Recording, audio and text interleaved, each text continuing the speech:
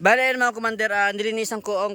So yung bali yung ngayong araw mga commander, magkukultivate tayo ng kalabasa. Yan, kinultivate ko na kanina. Tapos ngayon, dala ko yung pala. So magkukultivate ulit tayo mga commander. Sa mga tinanim kong kalabasa. Tara, let's go. Abangan nyo ang pagtanim ko ng kalabasa. Yan po ay kung maganda yung kanyang resultang mangyayari. Resultang mangyayari. Ayan, tara, let's go. Samahan nyo akong mag-cultivate ng aking tanim na kalabasa. Tara, tara, tara, tara, tara.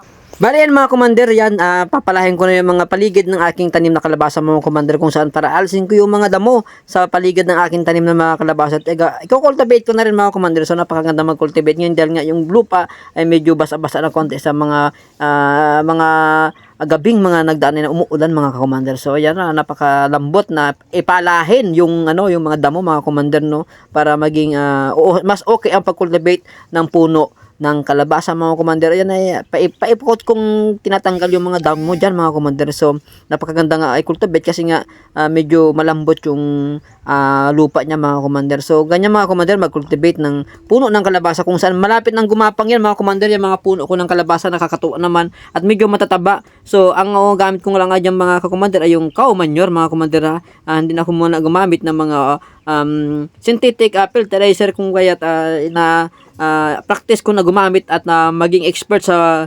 pag-fertilizer ng organic. Bale mga commander, nilinisan ko ang kanyang palibot ng inalis ko yung mga damo para sa hindi makaagaw ng nutrients ng organic na nilagay ko dito sa mga kalabasa ko. Ito nga pala yung update sa kalabasa ko mga commander. Ayan pa siya, di ba? 1 month na po siya. Oh. Yung dahon kung mapapansin nyo kasing lapad na ng aking palad.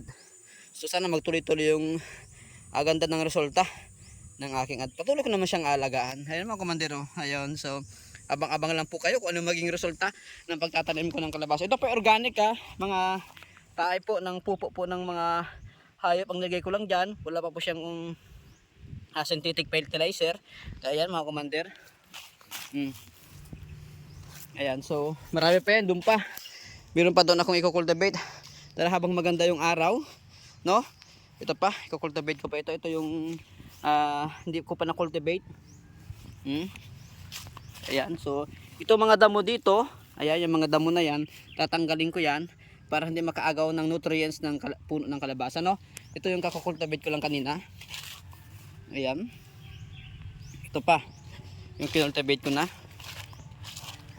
Ayan mga commander, di ba? Ang gaganda. Wow, yan ang mga tanim. Ayan pa. Yan pa, napakaganda po ng kalabasa. Huwag mo usog, no? Mapapansin nyo, ang nilagay ko lang po dyan ay organic fertilizer pa lang po yan, ha? Wala pong synthetic fertilizer pa akong nilalagay dyan sa mga kalabasa na yan. Ayan, sa gustong maghilig maggulayan, ayan, ako po mahilig ako maggulay. Ang problema, hindi ko po master pa ang paggulay, pero ngayon medyo inaalam ko pa. Pero kung mapapansin nyo naman, maganda yung resulta. 1 month pa lang po yan, 1 month pa lang. Tara, let's go. Mag-cultivate pa ako para mabilis at masyadong maganda na yung tirik ng araw. Tara, let's go!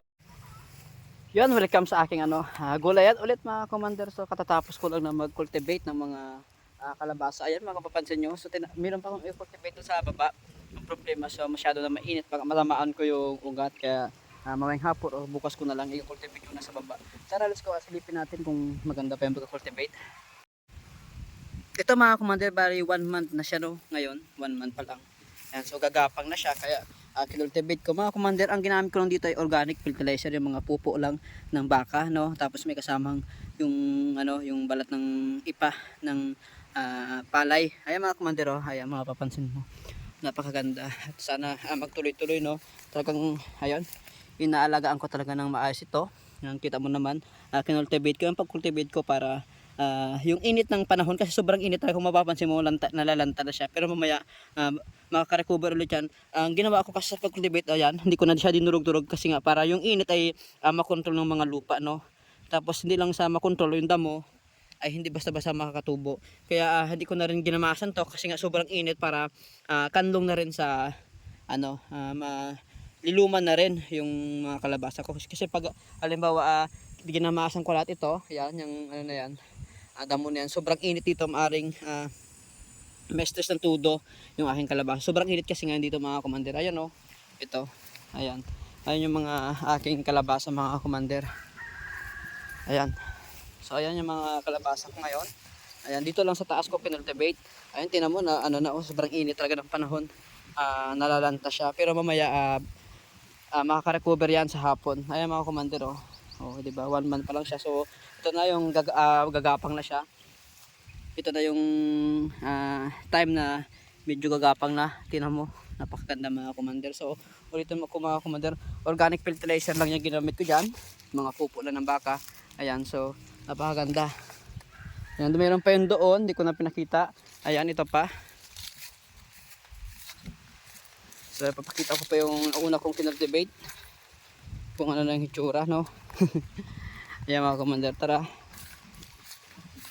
Ito masyadong lanta na, nalalanta na siya. Sobrang init ang panahon. Sobrang init kasi dito mga commander. So mamaya ganyan lang yan. Sa hapon siguro mga 3 o'clock kasi ito kanlong na siya. Makakanlungan na yung araw ng 3 o'clock. At saka naman siya, gaganda na naman yung ng kanyang dahon. Sobrang init kasi dito mga commander. Ayan oh.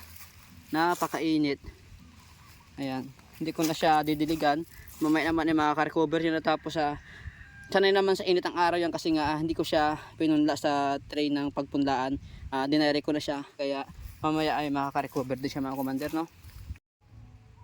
So bali mga commander, ito yung update ko sa pag-alaga ko ng pagtatanim ko ng ng kalabasa. So hanggang dito na lang. So maraming salamat sa lahat ng nanonood sa akin. So fish bomb talaga.